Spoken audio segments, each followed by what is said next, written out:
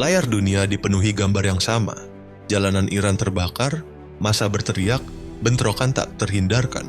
Di sela itu, potongan video Donald Trump beredar luas, dingin, singkat, dan mengancam, menyebut bahwa opsi yang sangat kuat sedang dipertimbangkan. Disinilah rasa janggal mulai muncul. Saat media barat sibuk mengulang visual kekacauan, ada pertanyaan yang sengaja ditinggalkan. Siapa yang mendorongnya? Siapa yang memanen dampaknya? Dan mengapa semuanya terjadi dengan ketepatan waktu yang nyaris terlalu rapi? Apakah ini luapan kemarahan rakyat yang murni, atau fragmen dari desain geopolitik yang lebih luas? Jangan buru-buru menarik kesimpulan. Bertahanlah, karena ironi besar justru tersembunyi di balik kalkulasi AS Israel terhadap Iran.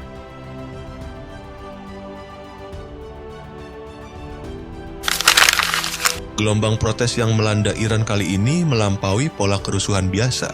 Ia tidak berhenti di satu kota atau satu provinsi, melainkan menyebar serentak ke seluruh 31 provinsi.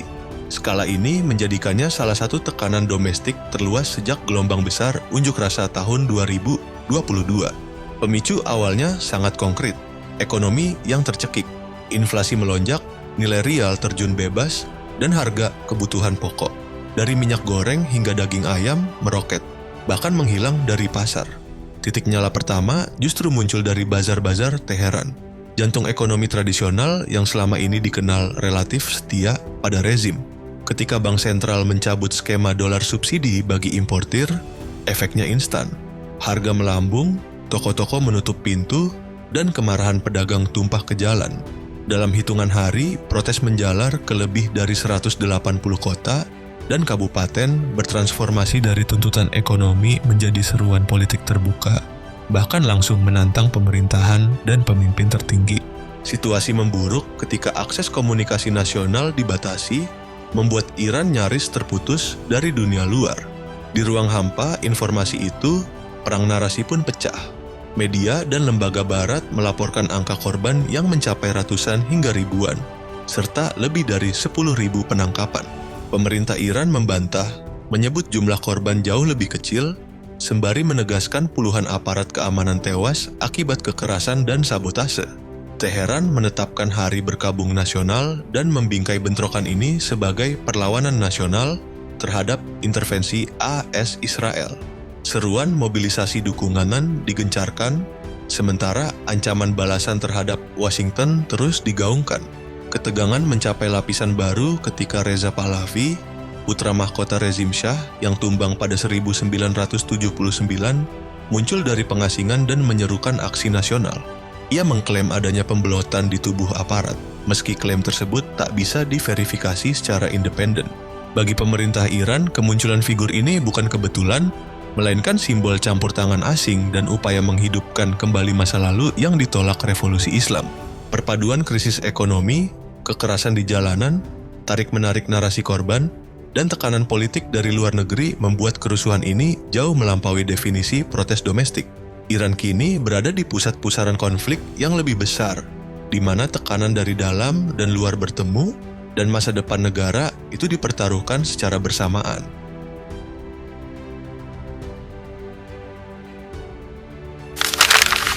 Seiring api kerusuhan membesar di Iran dan tekanan internal kian menumpuk, pusat gravitasi krisis pun bergeser ke satu titik, Gedung Putih. Di balik pintu tertutup ruang rapat Washington, opsi-opsi keras mulai ditimbang dengan serius. Respons Amerika Serikat tidak diarahkan pada satu langkah tunggal, melainkan direntangkan dalam spektrum bertahap, dari sanksi ekonomi yang diperketat, serangan siber tersembunyi, hingga kemungkinan aksi militer berskala terbatas. Wall Street Journal melaporkan bahwa Presiden Donald Trump telah menerima paparan tingkat tinggi mengenai berbagai skenario tersebut sebagai respons atas eskalasi di Iran. Forum ini dihadiri lingkar inti keamanan nasional, Menteri Luar Negeri Marco Rubio, Menteri Pertahanan Pete Hegseth, serta jajaran pimpinan kepala staf gabungan. Namun, justru dari kalangan militer muncul catatan peringatan. Opsi militer, menurut para jenderal, tidak bisa dijalankan instan. Diperlukan waktu untuk konsolidasi kekuatan, pemindahan dan penyiapan alutsista, penguatan pertahanan regional, serta antisipasi balasan Iran terhadap pangkalan-pangkalan AS di Timur Tengah. Nada kehati-hatian juga terdengar dari dalam negeri Amerika. Sejumlah senator mengingatkan bahwa serangan langsung berpotensi menjadi bumerang, bukan memecah Iran, tetapi malah menyatukan publiknya di belakang pemerintah. Sejarah lama pun kembali diungkit. Kudeta Iran tahun 1953 yang melibatkan intervensi AS kerap dijadikan pelajaran pahit tentang bagaimana tekanan eksternal bisa menanam dampak jangka panjang yang tak terkendali. Meski begitu, pesan kekuatan tetap disampaikan tanpa kata-kata. Pergerakan puluhan aset udara Amerika ke kawasan Timur Tengah, mulai dari pesawat tanker hingga angkut berat, menjadi sinyal diam bahwa opsi militer belum dicoret. Ia hanya ditahan, menunggu momentum dan legitimasi yang dianggap paling menguntungkan.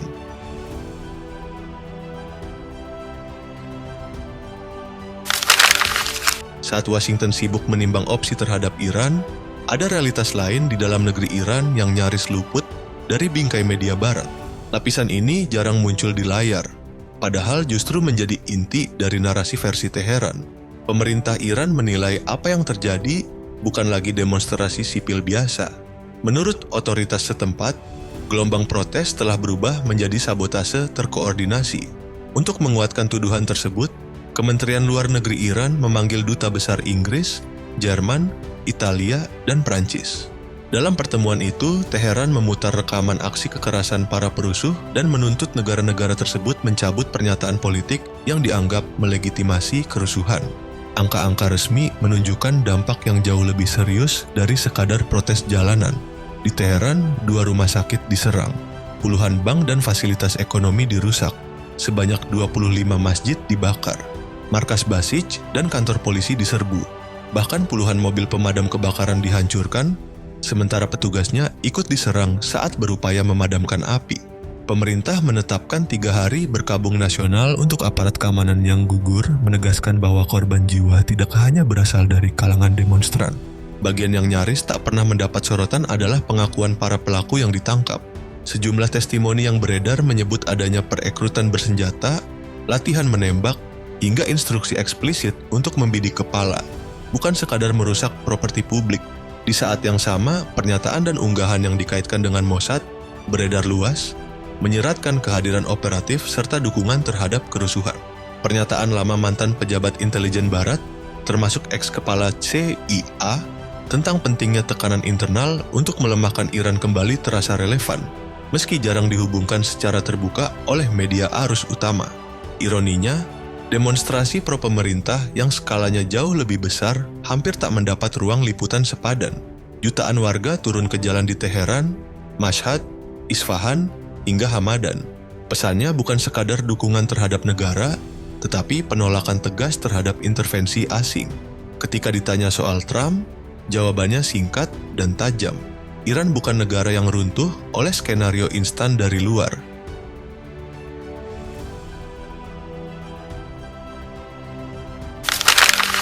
Jika banyak fakta di lapangan Iran menghilang dari pemberitaan barat, respons Teheran justru tampil tanpa ambiguitas, tegas, terbuka, dan syarat peringatan balasan strategis. Di bawah tekanan domestik dan bayang-bayang ancaman eksternal, Iran menunjukkan sikap yang jauh dari defensif. Pernyataan datang berlapis dari pusat kekuasaan, mulai ketua parlemen, presiden, hingga pemimpin tertinggi. Dengan satu pesan konsisten, Iran tidak akan menunggu serangan pertama. Ancaman Donald Trump dijawab langsung dengan peringatan bahwa setiap agresi akan dibalas, termasuk terhadap pangkalan militer AS di kawasan dan target Israel. Presiden Masoud Pezeshkian berusaha menarik garis tegas antara protes dan kekerasan. Ia menegaskan aspirasi publik yang sah akan ditangani melalui dialog. Namun, pembakaran masjid, pembunuhan, dan teror jalanan disebut sebagai bentuk infiltrasi asing yang tidak dapat ditoleransi. Dalam pernyataannya, Pezeshkian secara terbuka menuding AS dan Israel memicu eskalasi, menciptakan kekacauan sambil berlindung di balik retorika demokrasi. Nada paling tajam datang dari pemimpin tertinggi Ayatollah Ali Khamenei. Melalui kanal resminya, ia menyamakan Trump dengan Firaun, simbol kekuasaan arogan yang runtuh di puncak kejayaannya. Pesan ini bukan sekadar simbol religius, melainkan penegasan politik bahwa Teheran memandang ancaman Washington sebagai fase akhir eskalasi, bukan permulaannya. Dari sisi militer, status siaga dinaikkan. Kepala Staf Angkatan Darat Mayor Jenderal Amir Hatami secara terbuka menyebut kemungkinan serangan pendahuluan jika ancaman terus berlanjut. Ia menekankan bahwa kesiapan tempur Iran saat ini jauh melampaui periode sebelum konflik terbaru dengan Israel. Kehadiran kapal perang terbesar Iran dalam latihan laut bersama Cina, Rusia, Afrika Selatan, dan UEA mempertebal pesan bahwa Teheran tidak berdiri sendiri. Sinyal teknis turut menguat, penerbitan NOTAM, peningkatan aktivitas pertahanan udara, hingga upaya pemblokiran Starlink lewat jammer militer menunjukkan persiapan menuju medan konflik modern, termasuk perang siber dan informasi. Bagi Iran, ancaman kini bersifat nyata, dan jika garis merah itu dilampaui, para pemimpinnya menegaskan, respons akan datang cepat dan menentukan.